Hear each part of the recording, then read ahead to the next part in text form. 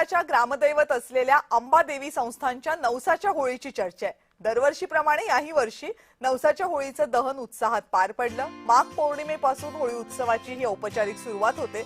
यावर्षी 1 फेब्रुवारी 2026 ला याची प्रतिष्ठापना करण्यात आली। महिनाभर भाविक नवस बोलतात, नारळ अर्पण करतात, म्हणून ही होळी नवसाची होळी म्हणून ओळखली जाते। या होळीच्या मध्यभागी हेटीच्या झाडाचं खोड रोवलं जातं। त्याचा धूर हा औषधीही मानला जातो अशी श्रद्धा आहे। शास्त्रोक्त विधीनं शेणाच्या गोवऱ्या, लाकडांची रचना केली जाते आणि होळी उभारली जाते। भाविकांची मोठी गर्दी इथेही असते। अनेक महिला मनोकामना पूर्ण करण्यासाठी नवस बोलतात आणि होळीमध्ये नारळ वाहतात।